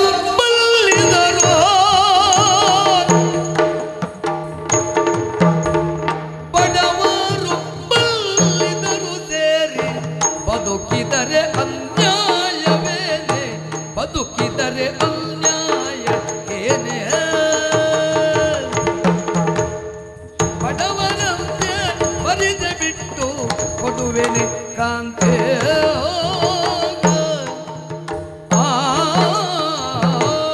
ಕುಬೇರ ಪುತ್ರ ಗಯಗಂಧರ್ವ. ಪ್ರಪಂಚದಲ್ಲಿ ಯಾರು ಅವನಿಗೆ ಭರವಸೆಯನ್ನು ಕೊಟ್ಟು ಇರಿಸಿಕೊಳ್ಳಿಲ್ಲ. ಕೃಷ್ಣನ ವೈರಿ ಎನ್ನುವುದನ್ನು ತಿಳಿದ ಮರುಗಳಿಗೆ ಅವನನ್ನು ಕಳುಹಿಸಿಕೊಟ್ಟು ಹಾಗಿದ್ರೆ ರಕ್ಷಣೆಗೆ ಅವನಿಗೆ ದಾರಿಯೇ ಇಲ್ಲವೋ? ತಿಳಿದು ಮಾಡುವುದು ಅಪರಾಧ ಅಂತ ಆಗ್ತದೆ, ತಿಳಿಯದೆ ಮಾಡಿರುವುದು ಪ್ರಮಾದ ಅಂತ ಆಗ್ತದೆ. ಈಗ ಅವ ಮಾಡಿರುವುದು ಪ್ರಮಾದ ಎನ್ನುವ ನೆಲೆಯಲ್ಲಿ ಯಾಕೆ ಯೋಚನೆ ಮಾಡಬಾರದು ಹೇಳು? ಆ ಕಡೆಯಲ್ಲಿ ಕೃಷ್ಣ ಪರಮಾತ್ಮ ಪ್ರತಿಜ್ಞಾಬದ್ಧನಾಗಿ ನಿಂತ ಎನ್ನುವ ಮಾತ್ರಕ್ಕಾಗಿ ಅವನಿಗೆ ರಕ್ಷಣೆಯನ್ನು ನಾನು ಒದಗಿಸಲಿಲ್ಲ ಅಂತಾದ್ರೆ ಪರಿಣಾಮ ಏನಾದೀತು? ಸುಭದ್ರ, ಬಡವರು ಬಲ್ಲಿದರ ಕೂಡಿ ಯಾವತ್ತೂ ಹಾಗೆ ಬಡವನಾಗ್ಲಿ ಶ್ರೀಮಂತನಾಗ್ಲಿ ತನ್ನಲ್ಲಿ ಎಷ್ಟು ಸಂಪತ್ತುಗಳಿದ್ರೆ ತನ್ನ ಕೊನೆಗಳಿಗೆ ಬರ್ತದೆ ಅಂತ ಆಲೋಚನೆಗೆ ಇಳಿದ ಅಂತಾದ್ರೆ ಬದುಕುವುದು ಹೇಗೆ ಎನ್ನುವ ಹಾಗೆ ಪ್ರತಿನಿತ್ಯವೂ ಆ ಕ್ಷಣವು ತನ್ನ ಕಣ್ಣು ಮುಂದೆ ಬರ್ತದೆ ಅಂತಾದ್ರೆ ಹೇಗೆ ಬದುಕುವುದು ಎನ್ನುವ ಹಾಗೆ ಆಲೋಚನೆಗೆ ಒಳಗಾಗ್ತಾನೆ. ಬಡವನಾದವನು ಹಾಗೆ ಅಲ್ವ, ಸಾವನ್ನ ಪ್ರೀತಿಯಿಂದ ಸ್ವೀಕರಿಸುವಲ್ಲಿ ಮನ ಮಾಡ್ತಾನೆ. ಅಂಥ ಸಂದರ್ಭ ಒಬ್ಬ ಬಲ್ಲಿದನನ್ನ ಕೂಡಿ ಬದುಕಿದ್ರೆ ಅನ್ಯಾಯ ಅಂತ ಆಗ್ತದ? ಅವ ಸಂಪತ್ತಿನಲ್ಲಿ ಬಡವನಲ್ಲ ದೊರೆ. ಅದಲ್ಲ, ಜೀವವನ್ನು ಉಳಿಸಿಕೊಳ್ಳುವಲ್ಲಿ ಈ ಕ್ಷಣಕ್ಕೆ ಬಡವನಾಗಿ ನಿಂತಿದ್ದಾನೆ. ಜೀವವನ್ನು ಉಳಿಸುವಲ್ಲಿ ನಾವು ನಿಲ್ಲಬೇಕಾದವರು ಯಾರು? ಕ್ಷತ್ರಿಯರು. ನಾವು ಜೀವವನ್ನು ಕೊಡುವಲ್ಲಿ ಮನ ಮಾಡಿದ್ದೇನೆ. ಅದಕ್ಕಾಗಿ ಬಿಟ್ಟರೆ ಕೊಡುವುದಿಲ್ಲ ಅಂತಲ್ಲ, ಕೊಡ್ತೇನೆ. ಯಾವಾಗ ಕೇಳು? 8 ದಿವಸದ ಕೊನೆಯ ಸೂರ್ಯಾಸ್ತದ ಮರುಗಳಿಗೆಯಲ್ಲಿ ಒಂದೂ ಮಾತಾಡದೆ ಆ ಗಯನನ್ನ ಬಿಟ್ಟು ಕೊಡ್ತೇನೆ. ನೀವು ಗಯನನ್ನು ರಕ್ಷಣೆಯಲ್ಲಿಟ್ಟ ನೋಡಿದವರೆಲ್ಲ ನಿಮ್ಮನ್ನು ಏನು ಹೇಳ್ತಾರೆ ಗೊತ್ತೇ? ಉಂಡ ಮನೆಗೆ ಎರಡೆನ್ನುವ ಗಂಡು ಸಾಗಿದ್ದೇನು ಬಲವೋ, ಉಂಡ ಮನೆಗೆ ಎರಡೆನ್ನುವ ಗಂಡು ಸಾಗಿದ್ದು ಏನು ಬಲವು, ಗಂಡು ಸಾಗಿದ್ದೇನು ಬಲವ, ಖಂಡಗಯನ ಕೊಡದಿರುವುದು ಉಂಡ ಎಂಬರೋ, ಉಂಡ ಎಂಬರು. ಇಷ್ಟರವರೆಗೆ ಕಾಡಿದ್ರು ಬೇಡಿದ್ರು ಕೂಡ ನಿಮ್ಮ ಮನಸ್ಸು ಕರಗುವುದಿಲ್ಲ. ಗಯಗಂಧರ್ವನನ್ನು ನಾನು ಬಿಟ್ಟುಕೊಡುವುದಿಲ್ಲ. ನನ್ನ ಆತ್ಮಾಭಿಮಾನ, ನನ್ನ ಸ್ವಪ್ರತಿಷ್ಠೆ ಬಿಟ್ಟು ಕೊಟ್ಟರೆ ನಾನು ಮಾತಿಗೆ ತಪ್ಪಿದ ಹಾಗಾಗುತ್ತದೆ ಅಂತ ನೀವು ಮಾಡುತ್ತಾ ಇದ್ದೀರಾ. ಅನುಮಾನವೇ ಪ್ರಭು, ಈ ಹೊತ್ತಿಗೆ ನನ್ನ ಅಣ್ಣನ ಸ್ಥಿತಿ ಏನಾಯಿತು ಅಂತ ಯೋಚನೆ ಮಾಡಿ. ಕಬ್ಬಿನ ಸ್ವಾದವನ್ನು ಹೀರಿ ಜಲ್ಲೆಯನ್ನು ಎಸೆಯುವ ಹಾಗೆ ಈ ಹೊತ್ತಿಗೆ ನನ್ನ ಅಣ್ಣನ ಕೈ ಬಿಟ್ರೆ, ಅಣ್ಣ ನಿಮ್ಮ ಪಾಲಿಗೆ ಎಷ್ಟೆಲ್ಲ ಉಪಕಾರ ಮಾಡಿದ್ದಾನೆ. ಅವನಿಗೆ ಪ್ರತ್ಯುಪಕಾರವನ್ನು ಮಾಡುವುದು ಬಿಡಿ, ಅವನ ಬದುಕಿಗೆ ಉಪದ್ರ ಮಾಡುವುದಕ್ಕೆ ನೀವು ಮುಂದಾಗಿದ್ದೀರಲ್ಲಿ. ಈ ಪಾಂಡವರೆಂಬ ಮಹಾವೃಕ್ಷ ಕೀರ್ತಿ ಪರಾಕ್ರಮವೆಂಬ ರೆಂಬೆ ಕೊಂಬೆಗಳಿಂದ ಕೂಡಿರಬೇಕು ಅಂತಾದ್ರೆ ಅದಕ್ಕೆ ಕಾರಣ ಮೂಲ ಬೇರಿನೋಪಾದಿಯಲ್ಲಿದ್ದವ ನನ್ನ ಕೃಷ್ಣ ಮರೆತು ಹೋಯಿತು ನಿಮಗೆ. ನನ್ನ ಸ್ವಾಭಿಮಾನ, ನನ್ನ ಮರ್ಯಾದೆಯ ಪ್ರಶ್ನೆ ಅಂತ ನೀವು ಆಡುತ್ತೀರಲ್ಲ. ಹಾಗಾದ್ರೆ ಈ ಹಿಂದೆ ಎಷ್ಟೋ ಪ್ರಕರಣದಲ್ಲಿ ನಿಮ್ಮ ಮರ್ಯಾದೆ ಎಲ್ಲಿ ಹೋಗಿತ್ತು? ತುಂಬಿದ ಸಭೆಯಲ್ಲಿ ನನ್ನ ಅಕ್ಕ ದ್ರೌಪದಿ ಮಾನಹಾನಿಯಾಗುವಾಗ ಕಾಡಿದಲು ಬೇಡಿದ್ಲು, ನನ್ನ ಮಾನವನ ರಕ್ಷಣೆ ಮಾಡಿ. ದುರುಳ ದುಶ್ಯಾಸನ ನನ್ನ ಸೀರೆಯ ಸೆರಗಿಗೆ ಕೈ ಇಟ್ಟು ಎಳೆಯುತ್ತಾ ಇದ್ದಾನೆ, ಕಾಪಾಡಿ ಕಾಪಾಡಿ ಅಂತ ಎಷ್ಟು ಬಾರಿ ಬೇಡಿಕೊಳ್ಳಿಲ್ಲ. ಹಾಗೆ ಎಲ್ಲಿ ಹೋಗಿತ್ತು ನಿಮ್ಮ ಸ್ವಾಭಿಮಾನ? ಧರ್ಮರಾಜನ ಧರ್ಮವೂ ಬರಲಿಲ್ಲ, ಶತಗಜತ್ರಾಣಿಯಾದಂಥ ಭೀಮಸೇನನ ಪರಾಕ್ರಮವು ವ್ಯಕ್ತವಾಗಲಿಲ್ಲ, ತ್ರಿಲೋಕ ವಿಜಯಿಯಾದಂಥ ನೀವು ಕೈಕಟ್ಟಿ ಕುಳಿತಿರಿ, ಬುದ್ಧಿಜೀವಿಗಳಾದಂಥ ನಕುಲ ಸಹದೇವರು ಸ್ಪಂದಿಸಲಿಲ್ಲ. ಆಗ ನಿಮ್ಮ ಸ್ವಾಭಿಮಾನ ಸತ್ತು ಹೋಯಿತೆ, ಈಗ ಮತ್ತೆ ಚಿಗುರುಡೆಯಿತೆ. ಆ ಹೊತ್ತಿಗೆ ನನ್ನ ಅಕ್ಕ ದ್ರೌಪದಿ 2 ಕರಗಳನ್ನು ಮುಂದೆ ಮಾಡಿ, ಕೃಷ್ಣ ನೀನೇ ರಕ್ಷಣೆ ಮಾಡು, ಹೇ ದಯಾನಿದೆ ಕೃಷ್ಣ ಅಂತ ಕಣ್ಣೀರನ್ನು ಸುರಿಸಿದ್ಲು, ಕೃಷ್ಣನನ್ನು ಧ್ಯಾನಿಸಿದ್ಲು.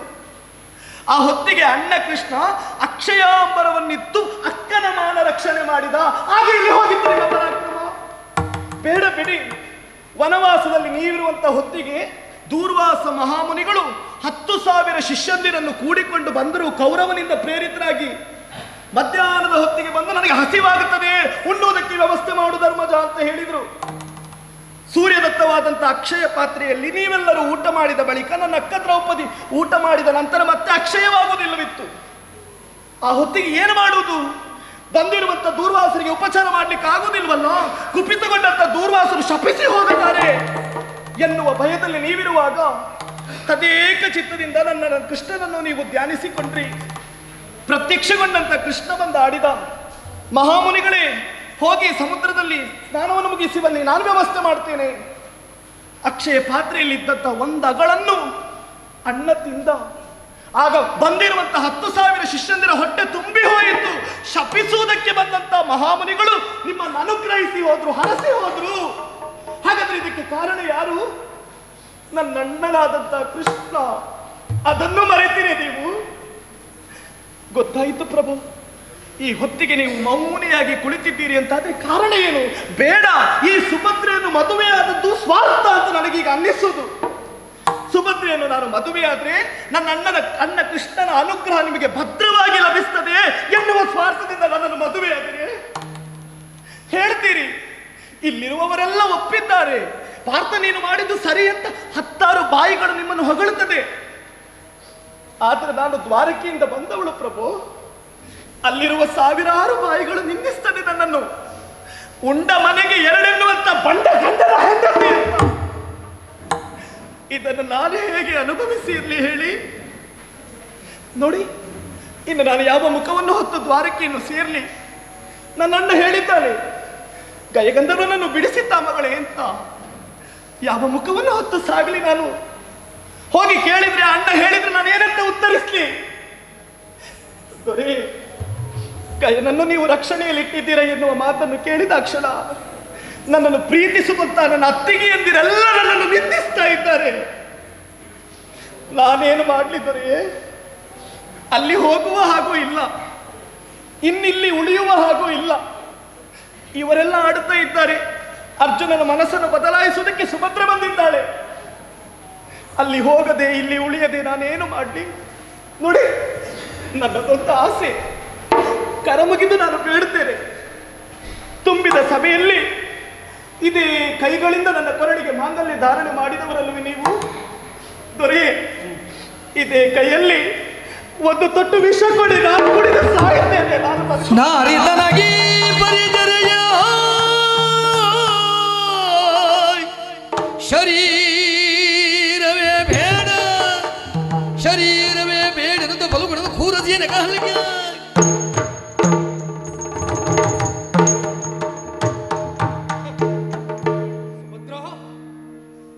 ಬಂಡ ಗಂಡು ಸಾಗಿದ್ಯಾರು ಬಲವು?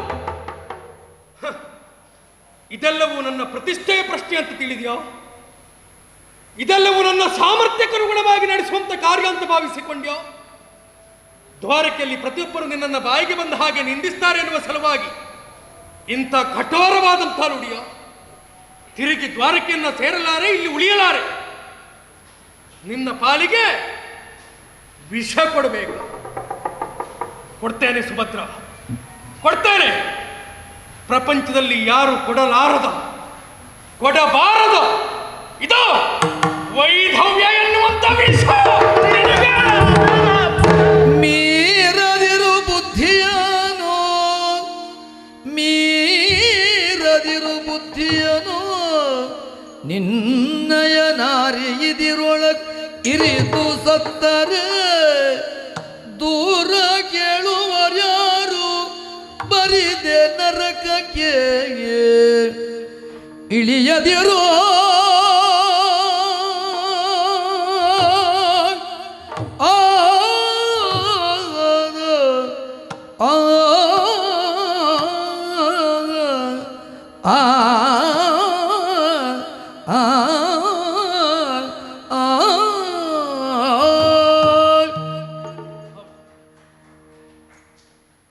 ಅವಸರದ ಕೈಯಲ್ಲಿ ಬುದ್ಧಿಯನ್ನು ಕೊಡಬಾರದು ಎನ್ನುವ ಹಾಗೆ ಅಣ್ಣ ಭೀಮಸೇನ ಎಚ್ಚರಗೊಳಿಸ್ತಾ ಇದ್ದಾರೆ. ಯಾವ ಕಾರಣದಿಂದ ಈ ಕಾರ್ಯಕ್ಕೆ ಮಿಕ್ಕಿ ಮೀರಿ ನಡೆಯಬೇಡ. ಹೆಂಡತಿಯ ಎದುರಿನಲ್ಲಿ ನಾನು ಆತ್ಮಹತ್ಯೆ ಮಾಡಿಕೊಂಡೆ ಅಂತಾದ್ರೆ ಮುಂದೆ ಪ್ರಪಂಚದ ಜನತೆ ನಮ್ಮ ಕುರಿತಾಗಿ ಏನು ಆಡೀತು? ಹಾಗಿದ್ರೆ ನೀನು ಮಾಡಿರುವಂಥ ಕಾರ್ಯದಲ್ಲಿ ಹಿಮ್ಮುಖನಾಗುವಂಥ ಅವಶ್ಯಕತೆ ಇಲ್ಲ. ಅಡಿಯನ್ನ ಮುಂದಿಟ್ಟಿದ್ದಿ, ಅದೇ ದಾರಿಯಲ್ಲಿ ನಡೆಯಬೇಕಾದದ್ದು ಅನಿವಾರ್ಯವೋ ಹೌದು, ಅಗತ್ಯವೋ ಹೌದು. ಸಾಯಲೇಬೇಕು ಅಂತಾದ್ರೆ ಇಂದಲ್ಲ, ನಾಳೆಯ ಸಮರಾಂಗಣದಿ ಪ್ರಪಂಚವನ್ನು ಉದ್ಧರಿಸುವಂಥ ವಿಶ್ವಾಧಾರ ಮೂರ್ತಿಯ ಎದುರಿನಲ್ಲಿ ಪ್ರಾಮಾಣಿಕವಾದಂಥ ಹೋರಾಟವನ್ನು ಮಾಡಿ ಸಾಯುಜ್ಯವನ್ನು ಪಡೆಯನ್ನುವ ಹಾಗೆ ಅಣ್ಣ ಭೀಮಸೇನ ಎಚ್ಚರಿಸಿದ. ನೋವಿಗೊಳಗಾದಂತಹ ಸುಭದ್ರೆ ಅವಳನ್ನು ಮತ್ತು ನೋಯಿಸುವುದು ಸರಿಯಲ್ಲ. ಅವಳನ್ನು ಸಾಂತ್ವನಿಸಬೇಕು, ಅವಳನ್ನು ಸಮಾಧಾನಪಡಿಸಬೇಕು. ಅವಳಾಗಿ ಅವಳ ಆಡಿತಲ್ಲ. ನಿಂದನೆಗೆ ಒಳಗಾಗಿ ಮನಸ್ಸಿನ ನೋವನ್ನು ನನ್ನಲ್ಲಿ ತೋಡಿಕೊಳ್ಳದೆ ಮತ್ತಿನ್ಯಾರಲ್ಲಿ ತೋಡಿಕೊಂಡಾಗ ಸರಿ, ಸ್ವಲ್ಪ ಅವಳನ್ನು ಸಮಾಧಾನಪಡಿಸಬೇಕು. ಮಾರುತಿಯ ನುಡಿ ಕೇಳಿ ಫಲ್ಗುಣ ನಾರಿಯನು ಮುದ್ದಿಸಿ ನಾರಿಯನು ಮುದ್ದಿಸುತ್ತಿಂತೆಂದ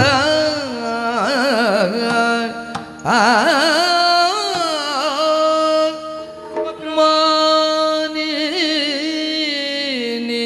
ಮಣಿಯೇ ಬಾರೆ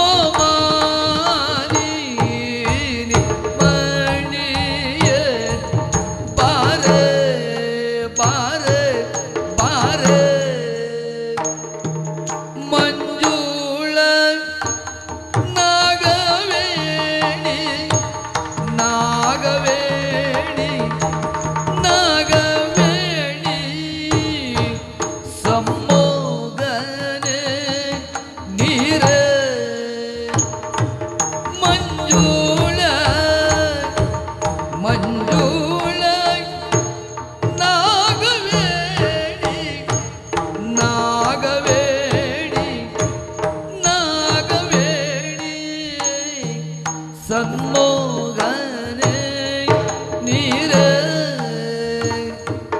ಮಂಜುಳ ನಾಗವೇಣಿ ನಾಗವೇಣಿ ನಾಗವೇಣಿ ಸನ್ಮೋಗನೆ ನೀರೆ ನಿನ್ನ ಮುತ್ತು ಮೊಗವಾ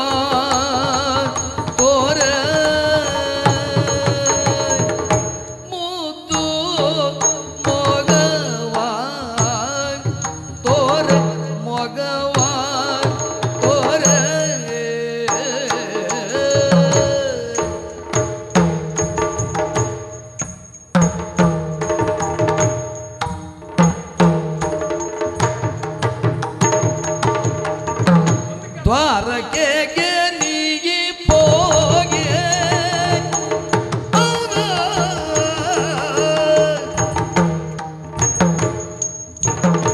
ದ್ವಾರಕೆಗೆ ನೀ ಹೋಗಿ ಬೇಗನೆ ಮಾರಜನಕನ ಕಂಡು ದ್ವಾರಕೆಗೆ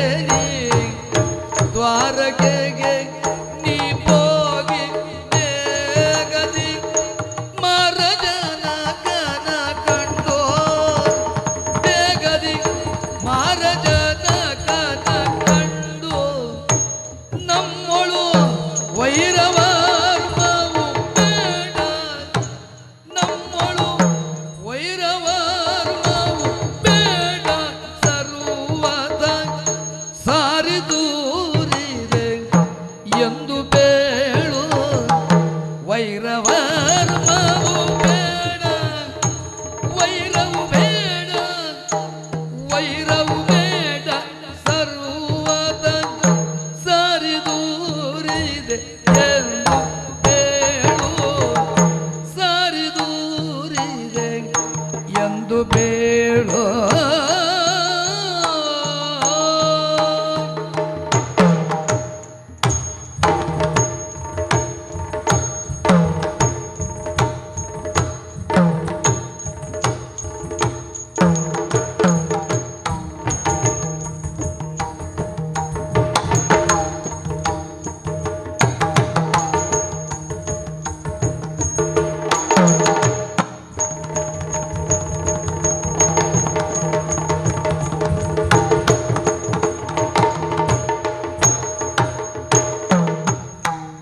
ವೈರವರ್ಮವು ಬೇಡ ಸರ್ವತ ಸಾರಿದೂರಿದೆ ಎಂದು ಬೇಳು ಮಾಲಿನಿ ಮಣಿಯೇ ಬಾರ ಮಂಜುಳ ನಾಗವೇಣಿ ಸಮ್ಮೋಗನೆ ನೀರ ಮಂಜುಳ ನಾಗವೇಣಿ ಸಮ್ಮೋಗನೆ ನೀರೇ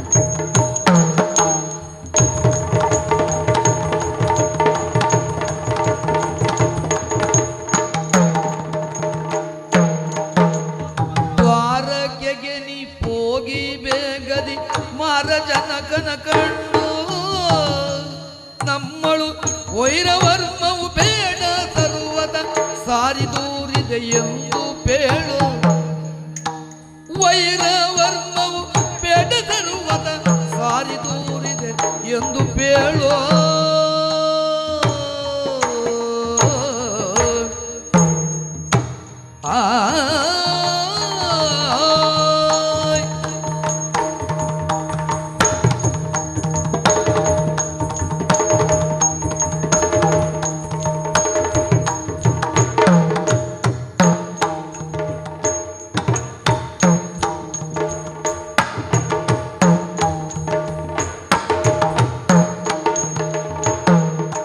ದ್ವಾರಕೆಗೆ ನೀ ಹೋಗಿ ಬೇಗದಿ ಮಾರ ಜನಕನ ಕಂಡು ನಮ್ಮಳು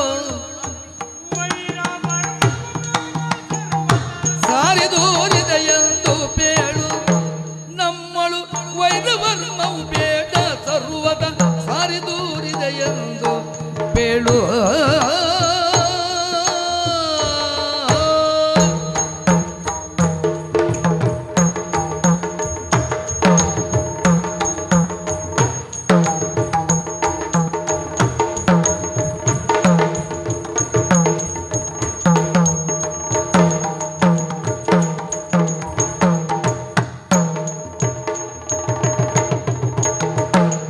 ಮಾಲಿನಿ ಮಣಿಯೇ ಬಾರ ಮಂಜುಳ ನಾಗವೇಣಿ ಸಮ್ಮೋಗನೆ ನೀರೇ ಬಾರ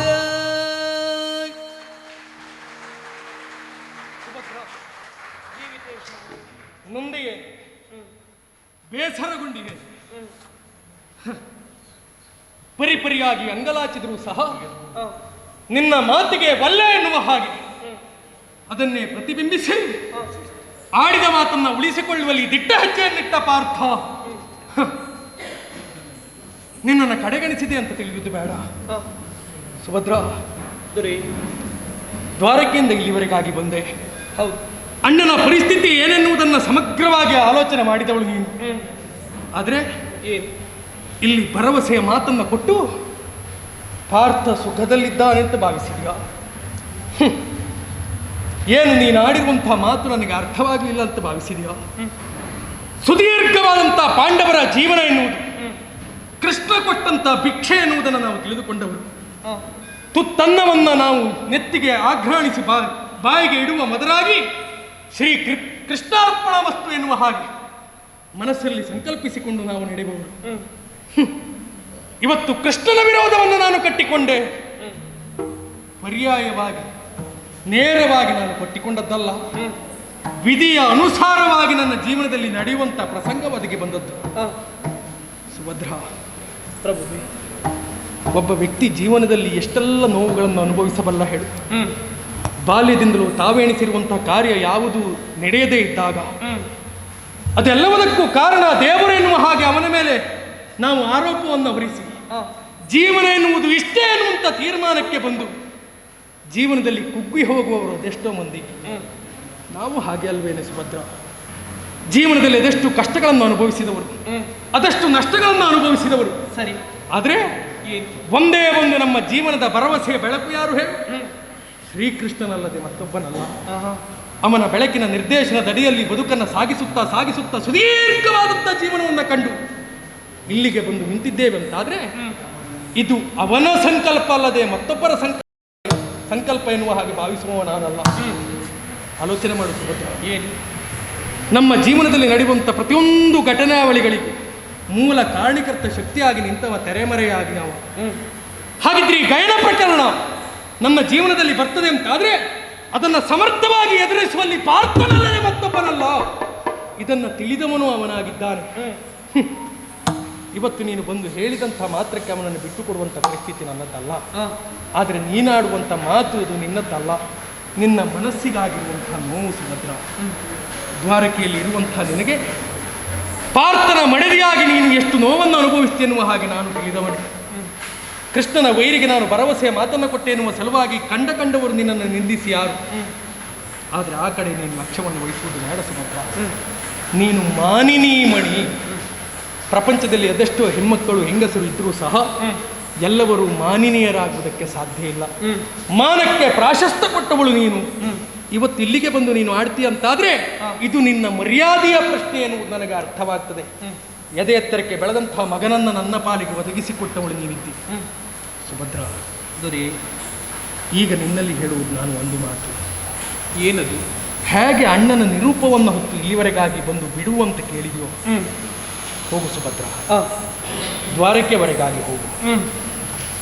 ಶ್ರೀಕೃಷ್ಣ ಪರಮಾತ್ಮನನ್ನ ಕಾಣು. ಅವನಲ್ಲಿ ಒಂದು ಮಾತನ್ನ ಹೇಳು. ಏನು? ಗಯಗಂಧರ್ವನಿಗೆ ಭರವಸೆಯ ಮಾತನ್ನು ಕೊಟ್ಟು ಇರಿಸಿಕೊಂಡವ ನಾನು. ಹೌದು, ಏನೇ ಇದ್ರೂ ಸಹ ನಮ್ಮನ್ನು ಕಾಯುವ, ನಮ್ಮನ್ನು ನಡೆಸುವ, ವಿಶೇಷವಾದಂಥ ಚೈತನ್ಯವನ್ನು ಕೊಡುವಂಥ ಶಕ್ತಿ ಉಳ್ಳಂಥ ಶ್ರೀಕೃಷ್ಣ ಪರಮಾತ್ಮನಲ್ಲಿ ನಮ್ಮ ಮೇಲೆ ಕರುಣೆಯನ್ನು ಇಟ್ಟು ನಮ್ಮನ್ನು ರಕ್ಷಿಸುವಂಥ ಹೊಣೆಗಾರಿಕೆ ನಿನ್ನದ್ದು ಅಂತ ಹೇಳು. ನಮ್ಮಲ್ಲಿ ವೈರತ್ವ ಬೇಡ, ಹೇಗಾದರೂ ನಮ್ಮನ್ನು ರಕ್ಷಿಸು ಅಂತ ಕೇಳಿ. ದೊರೆ, ನೀವಾಡಿದ ಮಾತುಗಳನ್ನು ಅಣ್ಣನಲ್ಲಿ ಹೋಗಿ ಹೇಳ್ತೇನೆ. ಒಂದು ಅಕ್ಷರವನ್ನು ಸೇರಿಸದೆ, ಒಂದು ಅಕ್ಷರವನ್ನು ಬಿಡದೆ, ಚಾಚೂ ತಪ್ಪದೆ ನಿಮ್ಮ ಮಾತಾಗಿ ನಾನು ಮಾತಾಡ್ತೇನೆ. ಸರಿ, ನಿಮ್ಮ ಮಾತುಗಳನ್ನು ಕೇಳಿ ನನ್ನ ಹಿತವನ್ನು ಮಾಡುತ್ತಾನೆ. ಹಿತವ ಮಾಡಿಸಿದರಿಂದೋ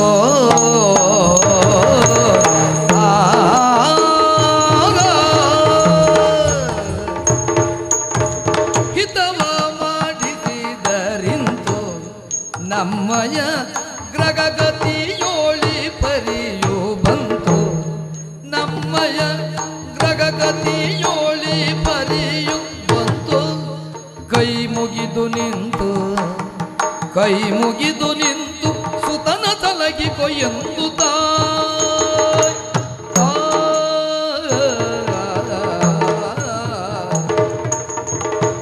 ಪ್ರಪಂಚದಲ್ಲಿ ವಿಧಿಯಾಟದ ಮುಂದೆ ಮತ್ತೊಬ್ಬನಿಲ್ಲ.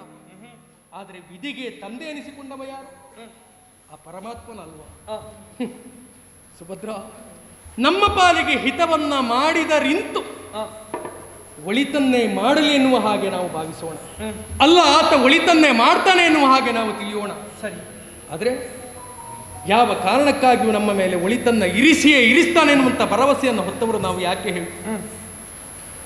ಎಲ್ಲವರೂ ನಮ್ಮನ್ನು ಕಡೆಗಣಿಸಿ ಕಂಡಿರುವಂಥ ಸಂದರ್ಭ, ಎಲ್ಲವರಿಗಿಂತ ಎತ್ತರದ ಸ್ಥಾನದಲ್ಲಿ ಇವರಿದ್ದಾರೆ ಎನ್ನುವುದನ್ನು ತೋರಿಸುವಲ್ಲಿ ಮನ ಮಾಡಿದ್ದಾನೆ ಶ್ರೀಕೃಷ್ಣ ಅಂತಾದ್ರೆ ಯಾವ ಕಾರಣಕ್ಕೂ ನಮ್ಮ ಮೇಲೆ ಹಗೆತನವನ್ನು ಬೆಳೆಸಲಾರ. ಸುಭದ್ರ, ಪ್ರಭುವೇ, ಪರಿಪರಿಯಾಗಿ ನಾನು ಕೈ ಮುಗಿದು ಕೇಳಿಕೊಳ್ಳುವುದು ಒಂದೇ. ಏನು? ಅನಿವಾರ್ಯವಾಗಿ ಅವನಿಗೆ ಭರವಸೆ ಮಾತನ್ನ ಕೊಟ್ಟವ. ನಾವು ಮಾಡಿರುವ ತಪ್ಪನ್ನ ಮನ್ನಿಸಿ ನಮ್ಮನ್ನ ಉದ್ಧರಿಸು ಅನ್ನೋ ಹಾಗೆ ಕೇಳಿ. ಎಲ್ಲಿಯಾದ್ರೂ ನಿಮ್ಮ ಮಾತುಗಳನ್ನು ಕೇಳಿ ಸಿಟ್ಟುಗೊಂಡಂತ ನನ್ನ ಅಣ್ಣ ಕತಿ ಬಿಡಿದು ಕಾಳಗಕ್ಕೆ ಬಂದ್ರೆ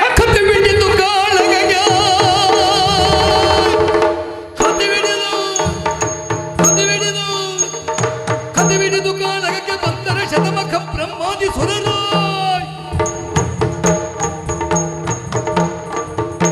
ಪಶುಪತಿ ಬೆಂಬಲವಾದ ರಜ್ಞನು ಮಾಲಿನಿ ಮಣಿಯ ಕಾಳಗಕ್ಕೆ ಬಂದರೆ ಆಡಿದ ಮಾತನ್ನ ಉಳಿಸಿಕೊಳ್ಳಲೇಬೇಕೆನ್ನುವ ಹಾಗೆ ಛಲದಿಂದಲಾಗಿ ಹಠದಿಂದಲಾಗಿ ಹೋರಾಟಕ್ಕೆ ಮನವನ್ನು ಮಾಡ್ತಾನೆ ಅಂತಾದ್ರೆ ನಾವು ಕೈಕಟ್ಟಿ ಕುಳಿತುಕೊಳ್ಳುವರಲ್ಲ ಸುಭದ್ರ. ಧನುರ್ಬಾಣಗಳನ್ನ ಹಿಡಿದು ಕೃಷ್ಣನ ಪ್ರತಿಸ್ಪರ್ಧಿಯಾಗಿ ಹೋರಾಟ ಕಣದಲ್ಲಿ ನಾನು ಇಳಿದ್ದೇನೆ. ಶತಮಖ ಬ್ರಹ್ಮಾದಿ ಸುರರು, ಕಿನ್ನರರು, ಕಿಂಪುರುಷರು, ಉರಗರು, ಕರುಣರು, ಸಿದ್ಧರು, ಸಾಧ್ಯರು ಯಾರೆಲ್ಲ ಒಟ್ಟಾಗಿ ಬಂದರೂ ಸಹ ಆಡಿದ ಮಾತನ್ನ ಉಳಿಸಿಕೊಳ್ಳುವಲ್ಲಿ ಹೋರಾಟಕ್ಕಿಳಿದ ಸಿದ್ಧ. ಯುದ್ಧ ಮಾಡುತ್ತೀರಿ, ಮುಂದೆ ಪರಿಣಾಮ ಏನಾಗಬಹುದು ಅಂತ ಸೂಕ್ಷ್ಮವಾಗಿ ನನಗೆ ಅರಿವಿದೆ. ನೀವು ನನ್ನ ಉಸಿರು, ನೀವು ನನ್ನ ಜೀವ, ನೀವು ನನ್ನ ಭಾವ, ನೀವು ನನ್ನ ಕಾಮನೆ, ಸರ್ವವು ನೀವು ದೊರೆಯೇ. ನಿಮ್ಮನ್ನೇ ನಂಬಿದ ನನ್ನ ಸ್ಥಿತಿ ಏನು? ನನ್ನ ಸ್ಥಿತಿ ಏನು? ನೀರೇ ನಮ್ಮಯ ಭಾರ ನಿನ್ನದು,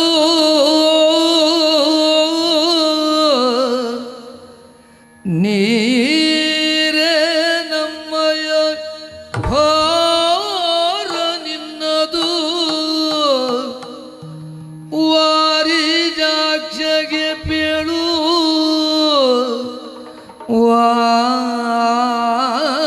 ವಾರಿಜಾಕ್ಷಗೆ ಪೇಳು ನಾಳಿನ ವಾರತೆಯ ನೀ ತಿಳಿದು, ನಾಳಿನ ವಾರತೆಯ ನೀ ತಿಳಿದು ಸಾಗ ಗಮನವನು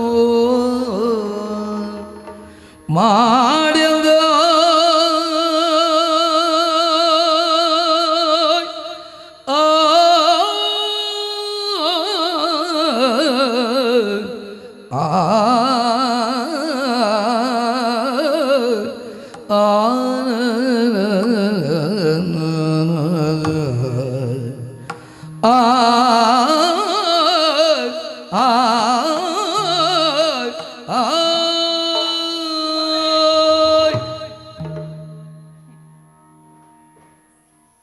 ನಿನ್ನ ಗತಿ.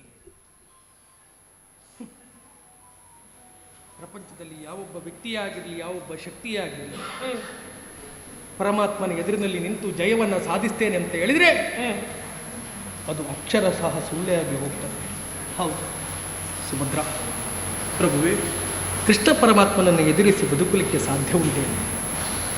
ಅವನನ್ನು ಗೆಲ್ತೇನೆ ಎನ್ನುವುದು ಸತ್ಯವಾದರೆ ಪರಮ ಸತ್ಯ ಮತ್ತೊಂದಿರ್ತದೆ.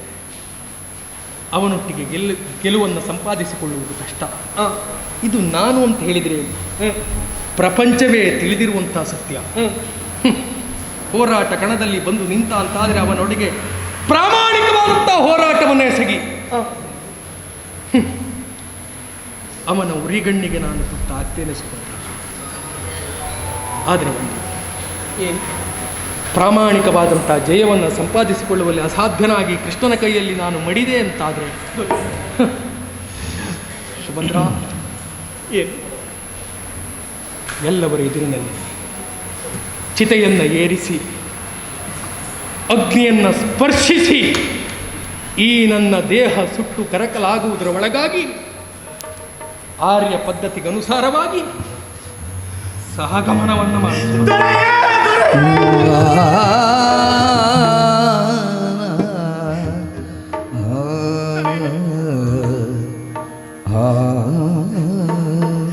ಸತ್ಯ, ನೀವಾಡುವ ಮಾತು ಸತ್ಯ.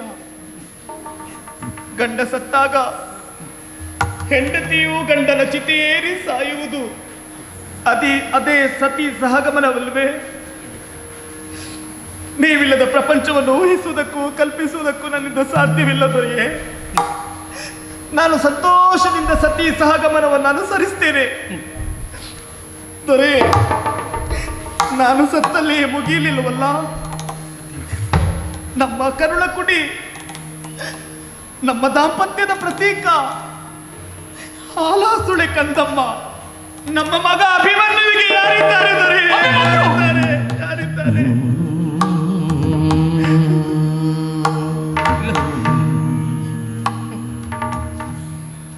ಮುಂದಾಗಿ ನೀನಾಡಿದ ಮಾತೇನು ಮುರಾಂತಕ ಕಳುವಿ ಕೊಟ್ಟ. ಹೌದು, ಕೇವಲ ದುಷ್ಟರನ್ನ ಶಿಕ್ಷಿಸುವ ಮಾತ್ರವಲ್ಲವಲ್ಲ, ಶಿಷ್ಟರನ್ನ ಪರಿಪಾಲಿಸುವ, ಭಕ್ತರನ್ನ ಉದ್ಧರಿಸುವ, ಅಷ್ಟೇ ಅನಾಥ ರಕ್ಷಕ ಎನ್ನುವ ಹಾಗೆ ಬಿರುದನ್ನ ಪಡೆದವ. ಪ್ರಪಂಚದಲ್ಲಿ ಅದೆಷ್ಟೋ ಮಂದಿಗೆ ಅನಾಥರಿಗೆ ದಾತನಾಗಿ ನಿಂತವ ಪರಮಾತ್ಮ. ಹೌದು, ಅವನಿಗೆ ನನ್ನ ಮಗ ಒಬ್ಬ ಹೆಚ್ಚಾದೀತೇನೆ. ಸುಭದ್ರ, ಬುದ್ಧಿ ಬಲಿತಾಗಿನಿಂದ ಇಲ್ಲಿಯವರೆಗಾಗಿ ಆಟವೋ ಪಾಠವೋ ಶಸ್ತ್ರವೋ ಶಾಸ್ತ್ರವೋ ಎಲ್ಲವನ್ನ ನನ್ನ ಮಗ ಅಭಿಮನ್ಯುವಿಗೆ ದಾರಿ ಎರೆದವ ಶ್ರೀಕೃಷ್ಣ ಅಲ್ವೇ? ಸತ್ಯ. ಅವನಿಗೊಂದು ದಾರಿಯನ್ನು ಆತ ತೋರಿಸಲಾರ. ಬೇಡವೇ, ನಿನ್ನ ಮನಸ್ಸಿನ ಆಳದಲ್ಲಿ ಒಂದು ಸಂದೇಹ ಹಾಗೆ ಉಳಿಯಿತು ಅಂತಾದ್ರೆ, ಮಗು ಅಭಿಮನ್ಯುವಿನ ಗತಿ ಏನೆನ್ನುವ ಹಾಗೆ ಮತ್ತೆ ಮತ್ತೆ ಪ್ರಶ್ನಿಸ್ತೀಯ ಅಂತಾದ್ರೆ, ಕೇಳು ಸುಭದ್ರ, ಕೇಳು. ಚಂದ್ರವಂಶದ ಪುಣ್ಯವನ್ನು ಕೇಳು. ಹೌದು ಸುಭದ್ರ,